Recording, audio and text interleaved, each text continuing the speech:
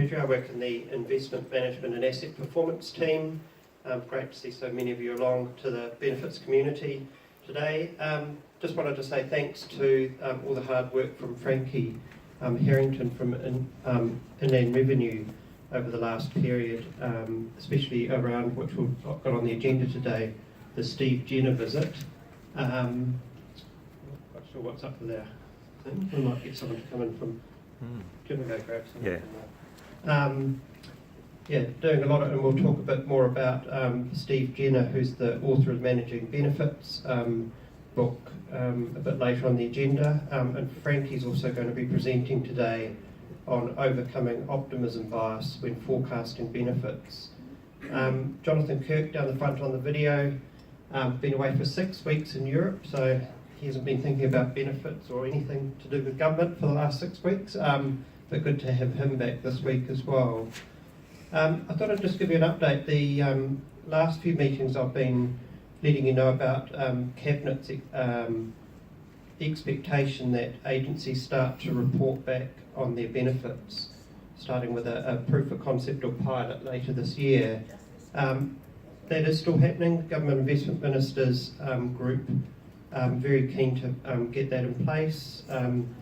Amy Adams and Stephen Joyce, especially around that table, are asking projects and programs the benefit question all the time.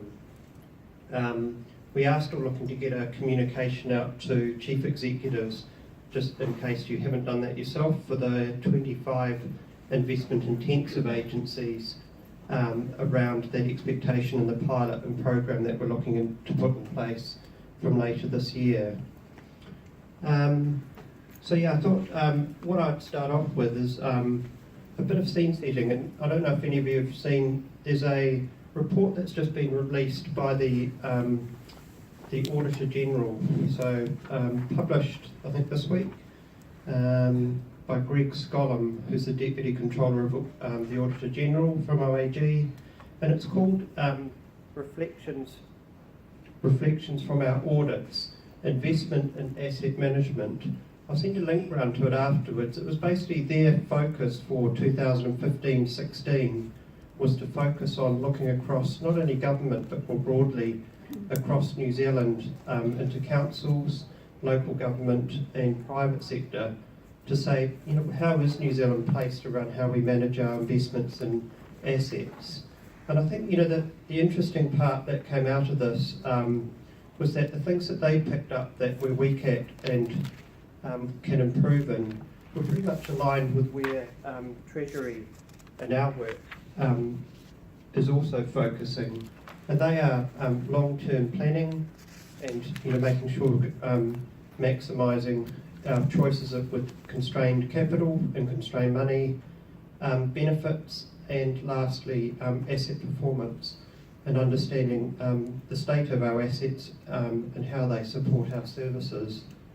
Very interestingly, in this they had a section which was, I thought, a good intro to Frankie's topic today, which is about guarding against optimism bias.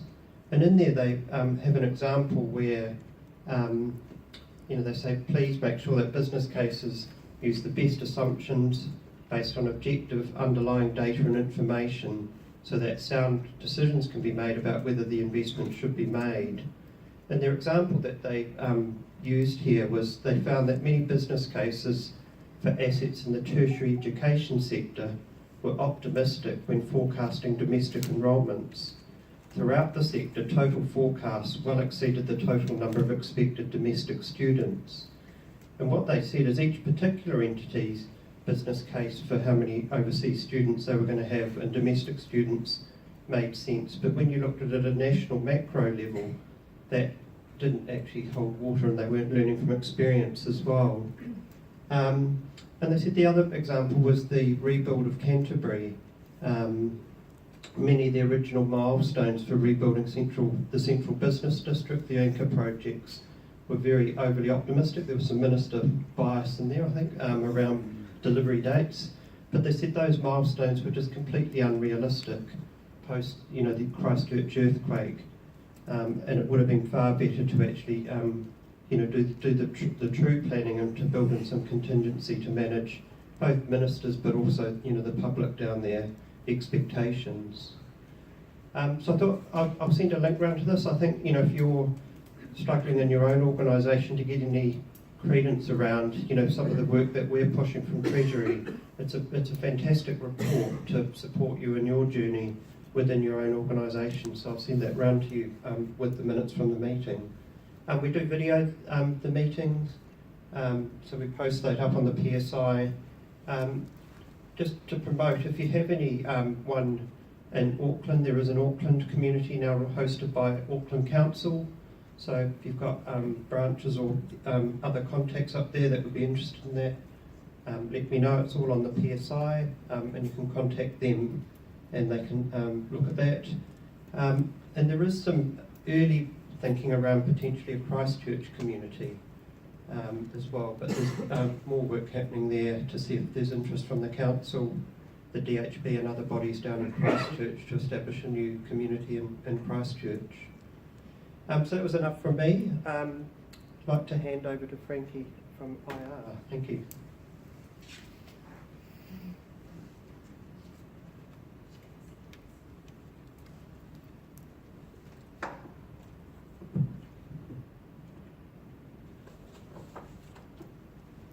Can you hear me okay? Okay. So I'd like to start by asking you a question. Have you ever heard a fire alarm go off but stayed at your desk to finish an email before evacuating the building? And yet when your co-worker tells you there are muffins in the kitchen, you jump up out of your seat. So this is an example of optimism bias. It's our tendency to overestimate the likelihood of good events happening and to underestimate experiencing bad events. We're oblivious to it, it's widespread, and it's persistent. So the purpose of my talk today is to increase your awareness of optimism bias and recommend some solutions to overcoming these when forecasting benefits. I'm not an expert in this field, but the content for this presentation comes from experts in cognitive neuroscience and benefits management. I'd also really appreciate if you could leave questions to the end so we can open it up to the floor. So firstly, let's examine optimism bias before we consider the individual and organisational factors that can work against accurate and reliable benefits forecasters. We'll then review some strategies that can be used to overcome these. So optimism bias is demonstrated by the systematic tendency for people to be overly optimistic about key project parameters, including capital and operating costs, work duration, and benefits delivery. The simplistic reason is that we are optimistic when we are planning our underlying assumptions and they're too positive, and then we underestimate the likely costs. So we spin these success scenarios while ignoring our possible mistakes. This is obviously a major source for risks in projects and programs. So a few examples of how optimism bias can affect benefits management. It undermines success. The National Audit Office in 2013 wrote that it undermines the likely success of a project, often leading to substantial cost overruns, delays in completion, and failure to deliver the benefits. So there we're talking about flawed decision making to commit to the projects and then the way we manage them moving forward. The public sector is affected. In 2003, 50% of government projects weren't correctly capturing their benefits, and then 10 years later, the majority of major projects are still not delivering to the anticipated benefits and the original timeframe and cost expectations. It's an unconscious activity. So people are biased because they are blind to their own blindness, and I particularly like this one because only 10% of SROs feel that the benefits of their programs are fully understood, but of those same SROs, 60% felt that they fully understood their own program. Doesn't add up. It's a global phenomenon. Cost underestimation and cost overrun exists in 20 nations and 5 continents, and this has not decreased in the past 70 years. So we're not learning from our lessons. It suggests we're not getting any better at accounting for this in our planning. So this doesn't mean that the government should shy away from doing innovative or risky things, but we need to ensure that decision makers are confident when they make their investment decisions and their assumptions are clearly identified as being such. So what are the factors that contribute to individual optimism bias? This is the writing of the business case. Expectation or confirmation bias. This is where we become overly confident in our forecast and ignore information to the contrary. It's commonly referred to as cherry picking. So this is where forecasters select evidence that will confirm their existing beliefs and assumption and discount those that contradict this. The planning fallacy. This is the belief that while other similar initiatives have failed to fully realise the benefits, this initiative will succeed. So this is part of a powerful tendency for individuals to exaggerate their own talents, to believe that they are above average in their positive traits. For example, a survey of 1 million students that asked them to assess their ability in engaging with other people found that of those students, 25% considered they were in the very top 1%. The framing effect and loss aversion. So this is our inclination to fear possible losses more than we value possible gains. So for the golfers out there, which I am not, pro golfers tend to make a higher proportion of their putts when they're trying to avoid a bogey, which would result in losing a stroke, than when they have a chance for a birdie, which is the possible gain of a stroke. Does that make sense? Yeah. So here too, avoiding failure is more crucial than achieving a triumph. So because framing is so important and it so critically affects people's behaviour, business cases are often termed in terms of what might go wrong, so that initiatives will progress based on the theory of loss aversion, compelling executives to make decisions. Anchoring and adjustment. So it's common practice for a business case to be drawn up by the person or people who are proposing the initiative. The initial proposal is therefore skewed to start with to be overly optimistic. It is designed to make the case for the project to move forward. So this draft is then adjusted based on market research, financial analysis, and professional judgment. But it doesn't properly adjust away from that overly optimistic starting point. And then groupthink. This is the tendency for us to confuse knowledge with assumptions. And it's reinforced by our colleagues who may have similar views or beliefs. And you can probably see how not clearly identifying that assumptions are such gives the impression to decision makers that they're fact. So these are made all the more powerful by the fact they are linked, they're reinforcing, and they affect experts as well as the general public. In addition to the individual optimistic bias factors, we have the organisational ones. So you can see here we have lack of independent challenge and accountability. So incentives to be overly optimistic are very strong and disincentives weak. For example, studies have found that pessimism and benefits forecasting has been found to be considered disloyalty to the organisation. In addition, decision makers may seek short-term recognition and rewards, meaning they're less likely to challenge forecasts, and the turnover in these roles can erode the extent to which people can be held accountable. Complexity. Government in particular does not take the time to understand complex initiatives, particularly where there are significant constraints or multiple stakeholders or dependencies on other organisations or behavioural changes. Too often we commit to a solution before we fully understand the complexity of the situation. Stakeholders' views. So government is overly optimistic about its ability to align different views and the sufficient time for engagement with these people. So the underlying assumptions that behaviour and the beliefs of groups can be overcome quickly. Poor evidence base. So this is about data modelling and techniques where little effort is given to making sure these are correctly executed. An example here by the local UK government was a new housing bonus scheme which forecast they could produce 140,000 new homes when the true figure was 108,000 new homes, which is a deficit of 32,000 purely due to a mathematical error. Pretty embarrassing. Behaviour and incentives, the one in the centre there.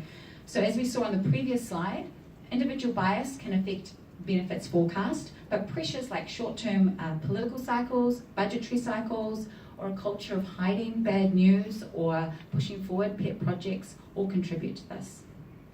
but their effects can be tempered. And unfortunately, just knowing about the individual and the organisational traps is not sufficient for us to overcome our optimism bias. As you recall, we're blind to our own blindness. So let's take a look at some of the techniques and strategies that we can put in place to help us overcome these. So first, if we look at the individual techniques, this is when we're writing the business case. We can take an outside view, scrutinising our inside view. So an example of the inside view is the Delphi technique, which is where we have a series of specialists making an estimate. The outside view is where we use a reference project by which we determine our benefits forecast. So I've got a good example here from in 1976, when a group of Israeli specialists were brought together to develop a new curriculum for an entirely new subject area.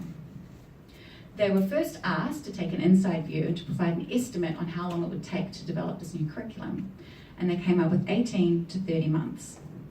They were then asked if there'd been any similar projects to develop a new curriculum and how long it took, and the response was 7 years.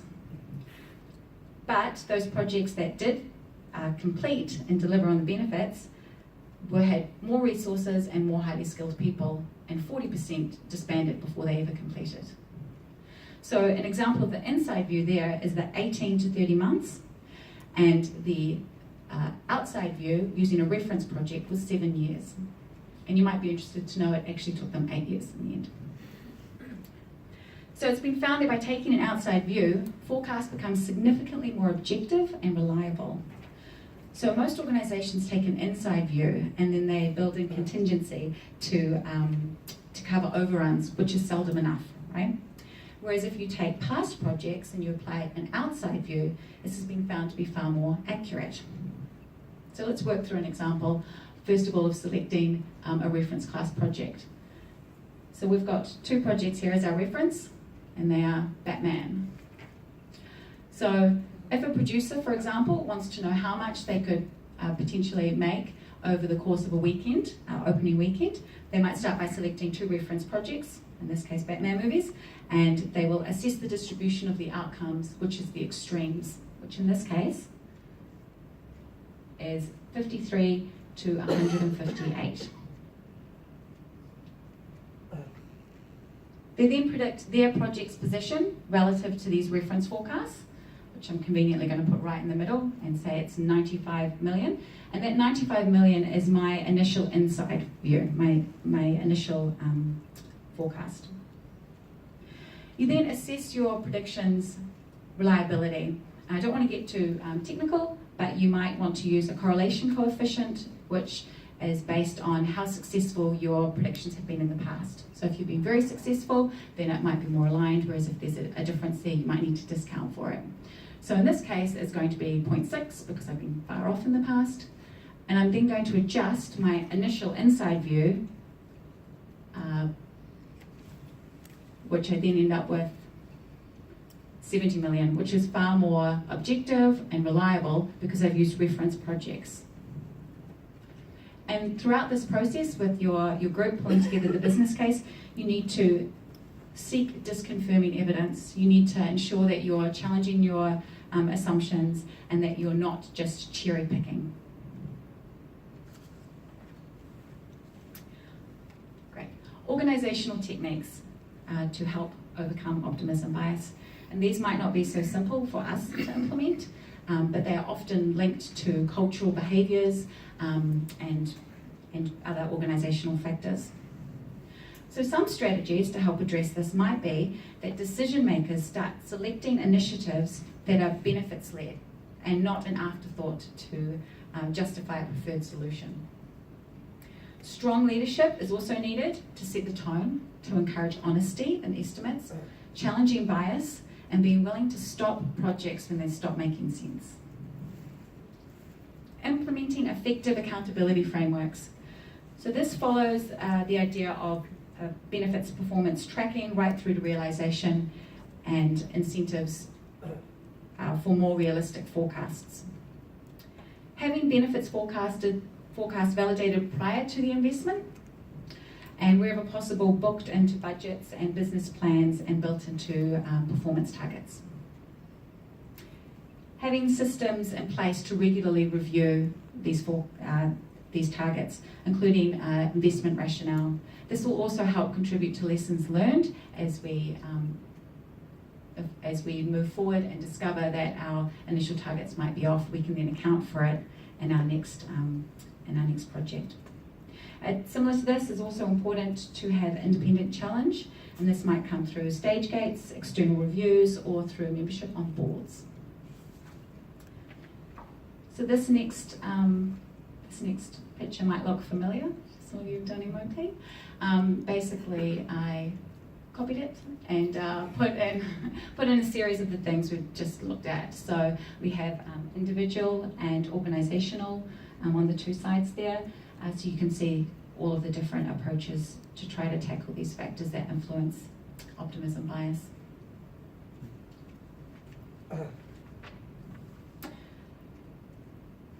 And so when should we do this? So we've got our life cycle up here. As you recall, taking an inside view with our subject matter experts or an outside view by using reference projects can be done at the identification stage as we start to do our planning.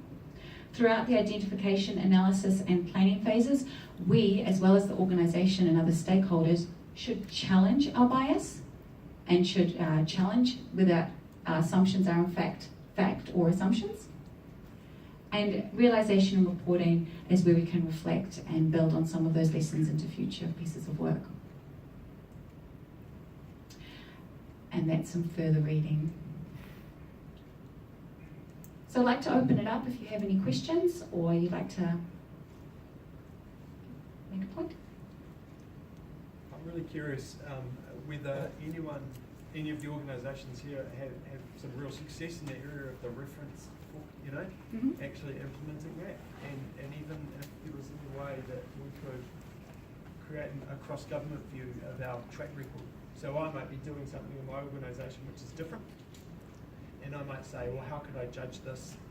What previous information is there? And maybe there's only limited information in my agency, but if there was any way that I could tap into another agency or something else which might have done something similar, that could be really useful. I'm just interested, anyone here, if there's anyone who's really doing this stuff? Should we do a show of hands? Anyone doing the reference forecasting? Looking at the track record of projects and adjusting the current ones? No? Maybe one in ACC? Yeah. This is really good. It's really useful. That's what we're doing now. So your second question, Jeremy, about, in your own agency, you could look back on your own projects, but you can look outside, across government. I suppose, we've just, as Treasury, collected the first time benefits data across all the significant investments in the government project portfolio data set. And we need to do the analysis on that, and the goal with that is to take that through to ministers for the first time and actually tell across the portfolio what has benefits, where the gap is, but also what the performance of that portfolio is for the first time. Ministers are very much around transparency, and we publish a lot of our information and data. I think benefits is quite confrontational, putting it in the public domain. So that could be further down the track, but it could be published on the PSI or made available. So I think let us take that up as an action for us to look at, see if that can be made available to yourselves. In the first instance, potentially it might go to the public domain, but I don't think we'll start there. One of the real challenges that we have is actually getting this to the people who make the decisions around the business cases and to listen. So I think the practitioners here get it and think this is really important. I wonder if there's any opportunities people have had to actually be able to sell the idea more highly, because that I find that quite challenging. Has anyone got any examples of where that happens?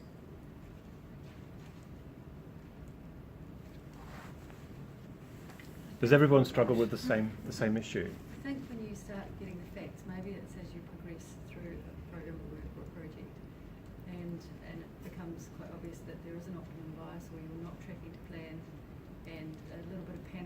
in, then it's much easier to surface these issues and to get a response. Which is not surprising. I think lessons learned is quite important in this. So, you're learning from the mistakes of the previous project and not repeating them again. So just keeping it simple like that. So you've got another similar project that you're doing. Just use that as a reference, but I don't think a lot of organisations are pushing that lessons learned kind of focus. At IR we're trying to do that. So. Well, I think a lot of the people that are in roles as decision makers, that because decisions are a big part of what they do, they have a kind of inherent belief that they're just awesome at making decisions. You know, they're really rational. So the idea that they might be sort of fundamentally flawed may be seen as something they don't really want to entertain. Like consciously they may go, oh yeah, but unconsciously they just don't like that. And so one of the things I've been thinking about is in the way I communicate, because we try and talk about this quite a bit, is to talk about the fact that this bias is just human. It doesn't mean you're a bad decision maker. It doesn't mean you're faulty. You're a bad manager. It's just this is a human thing that everyone deals with. And if we could somehow find a way to get that to sort of disarm them and create the interest that way. And I think also using really tangible examples. I think that seems to be what I find most useful. Yeah, just to follow on that, on the general discussion, I think John kind of touched on it, that we're all practitioners, so we all get it. But what we need is we need this presentation to go to the SROs, and we need some sort of push to get them to sit up and listen. Because as a practitioner in the support role, you know, I do challenge. I said, you know, just yesterday I said, are we sure we can close that? Surely we're still maturing it. Surely it should still be kept open until we're at a point where we're mature at this, rather than saying, yeah, we've had one meeting, so therefore we're doing the process. And I was saying, no, we've done it, we can close it. And so there's a lot of optimism there, and it was, you know, it's that whole GM in the room, practitioner in the room. Well, of course I have to shut up and close it. So yeah, I think we need some influence to our leadership people across government agencies, because I've been in a number of government agencies where that's happened. Yeah, I think it's a combination of things. You can do what you can do within your remit, and you can try to put systems in place and try to put checkpoints and bring in external perspectives and challenge where you can. But I know that with Treasury and the Benefits Working Group, we are trying to get some sort of material and provide some training so that people can engage with those more senior decision-making levels to try to get them to come on board as well and understand the importance of it. I think one easy way you can make a positive change quite quickly is just ask governance boards to look at their track record or project delivery performance. I believe they're making decisions without this awareness, and the ICR now is starting to provide that visibility. So for example, what's the percentage of projects that deliver on time? And the ones that are late, what's the average of how late they are? Well, that tells you straight off that the plans are coming through with optimism bias, and we need to build contingencies into it, right? So, you know, that to me is starting to happen, but I think we need to be a bit more encouraging and provide that kind of, you know, explicit advice. Great, so there, I'll hand over. Thank you. Thanks, Frankie. Could everyone show of hands for Frankie?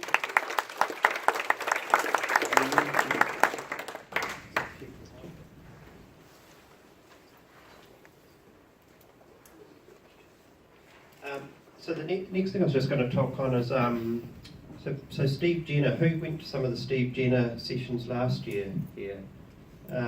He is excited about wanting to come back and support New Zealand government, and through CC Learning, they're looking to bring him over in November.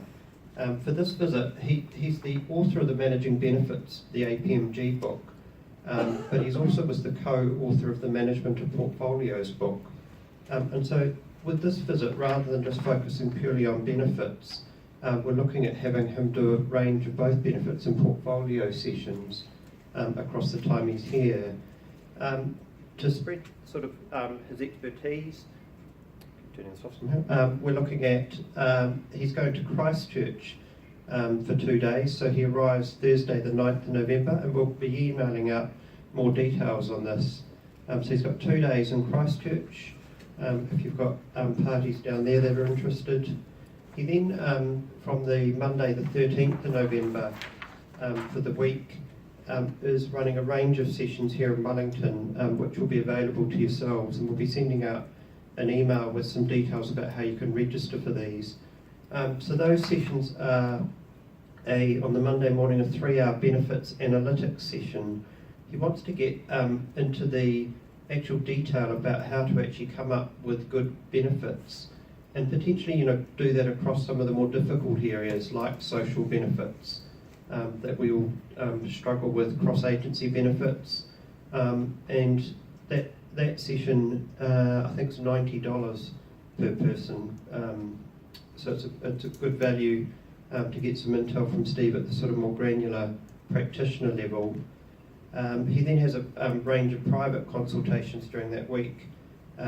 In the evening from 5 till 6:30, he's going to have just a showcase where a couple of us agencies are going to just talk about where we're at in our journey, and it'll just be an informal chance for Steve to contribute his thoughts on the challenges and next steps and what we should be doing.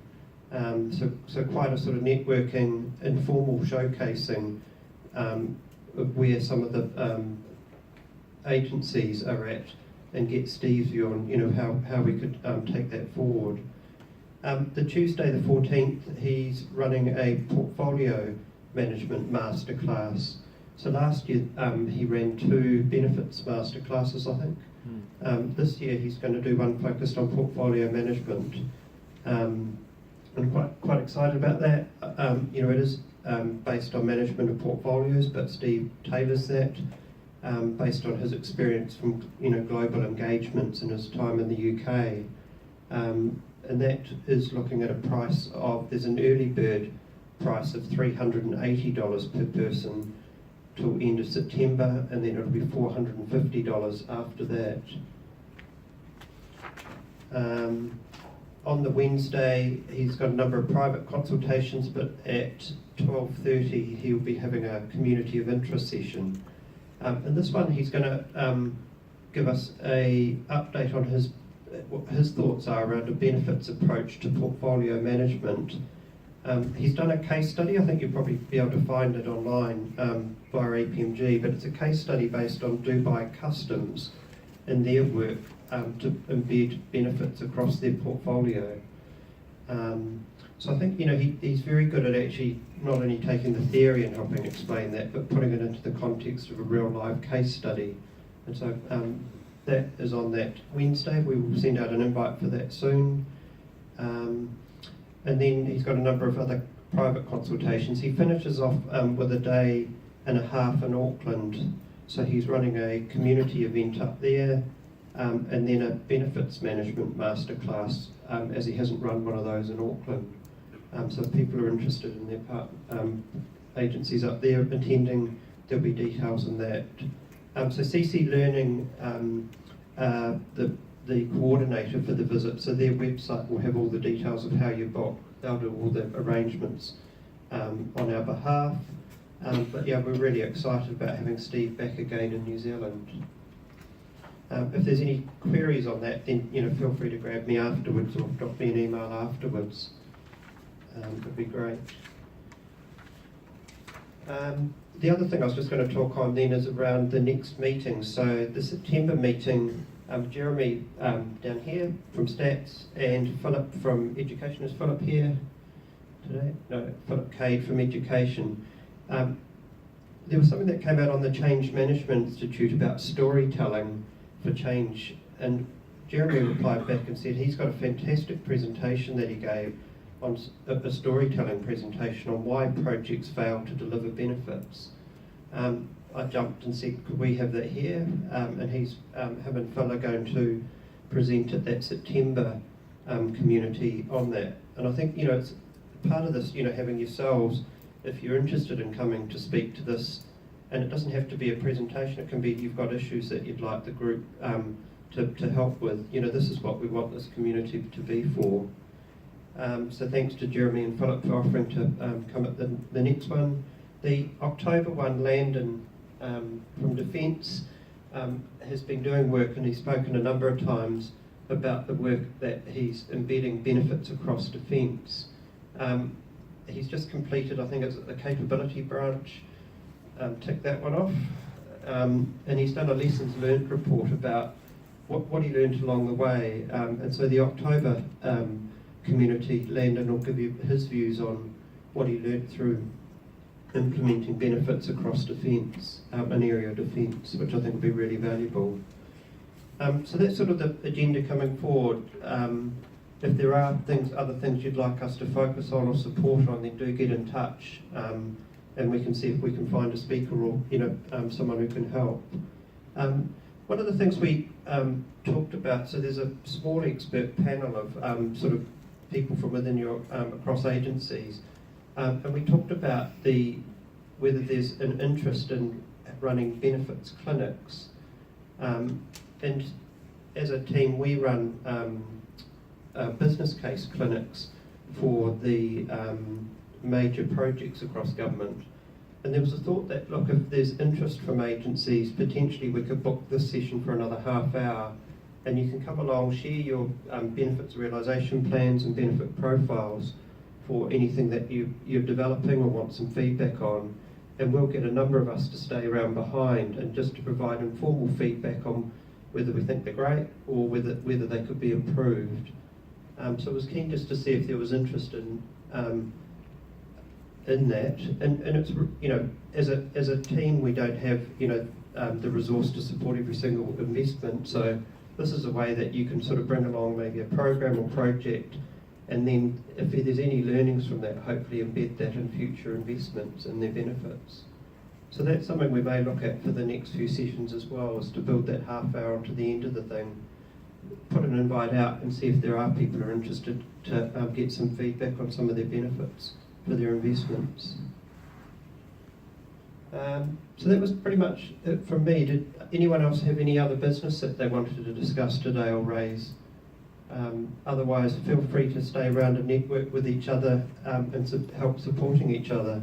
And thanks to Frankie today for doing such a great job on optimism bias. I thought it was a great presentation. Anything else from anyone else on the floor? No? Okay, great. We look forward to seeing you then in